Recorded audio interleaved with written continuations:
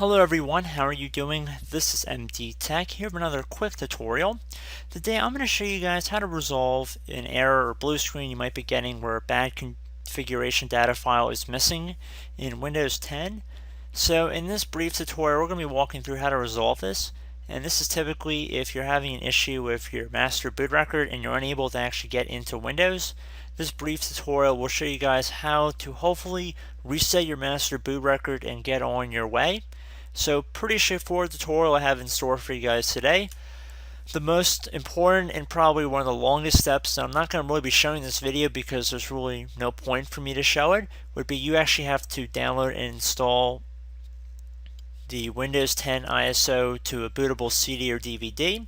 Now that sounds a lot more complicated than it really is because Microsoft does provide a free tool for this called the Media Creation Tool.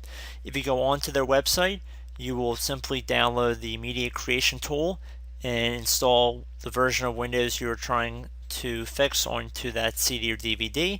Most people will be 64-bit, and then you're going to simply boot your computer to that CD or DVD as if you were going to install Windows. However, we're going to be using a repair functionality feature within the installer. So if you guys have ever actually installed Windows before using a CD or DVD and upgraded a computer, you might have noticed that there's a button at the bottom left that says repair this computer. Well, that's basically what we are trying to get to today by downloading Windows 10 to a CD. And it's very simple and straightforward to do. It's very user friendly. It's a lot better than it was probably even a few years ago. So I will probably put a link in the description for the Media Creation Tool in the description of this video. Just follow along with the on-screen instructions.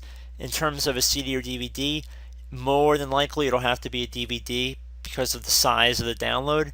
So definitely a good hour just to download the CD, or I should say the ISO, to the DVD. You can go do something else in the meanwhile, but it's very critical that you have an installation of Windows on that disk. It's very important. So then once you have access to boot menu on your computer, so it's a little bit different depending on what your motherboard settings are, and every computer is a little bit different. It could be the escape key or the F2 or one of the function keys typically. So you want to get to a screen. It might not look exactly how it appears on here, but you might have seen something like this before where you can boot from a CD or a USB or an ISO or something along those lines.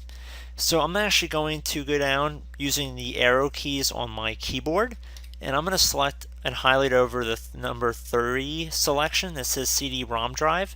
I'm going to hit enter on my keyboard to confirm that selection.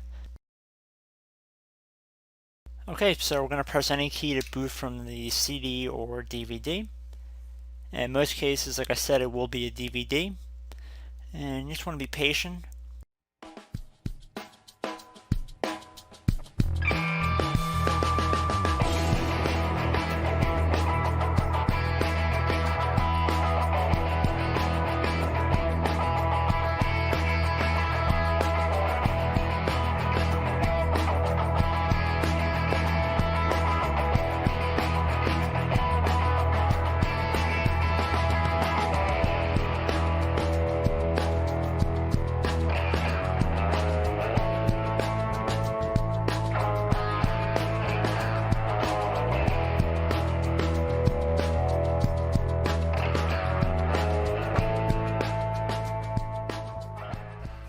Okay, so underneath Windows Setup, you want to make sure the language, time currency, and keyboard input are all correct.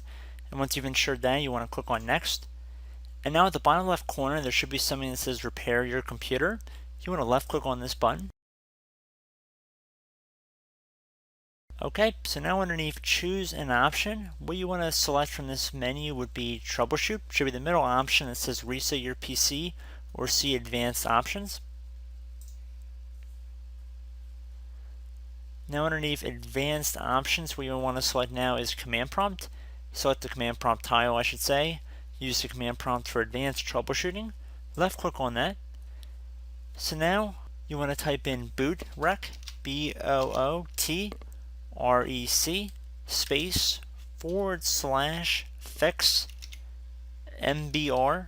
Fix MBR should be one word, and bootrec should be one word, and there should be a space in between bootrec and the /. and then you want to hit enter on your keyboard. It should say the operation completed successfully. And now what you want to do is type in bootrec again, so BOOTREC space / fix FIX boot BOOT. Fix boot should be one word, and now you want to hit enter on your keyboard. It should also say that the operation completed successfully. So now once you're done doing that, you want to type in bootrec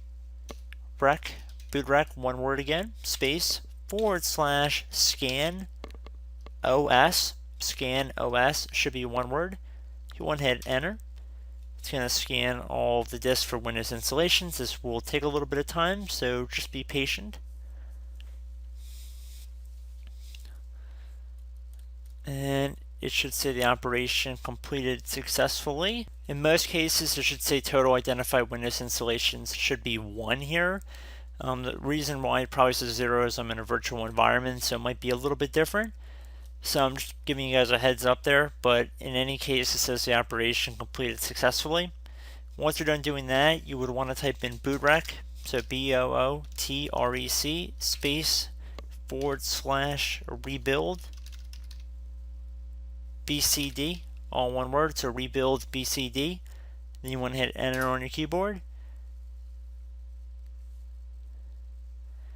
And like I said, since I'm in a virtual environment, this is handling it a little bit differently, but you still want to follow along with the same commands I'm showing in this tutorial.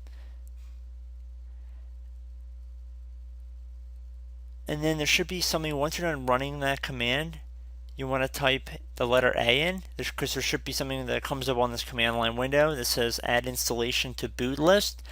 Yes should be Y, N would be no, A would be all, and you would want to select A at this point.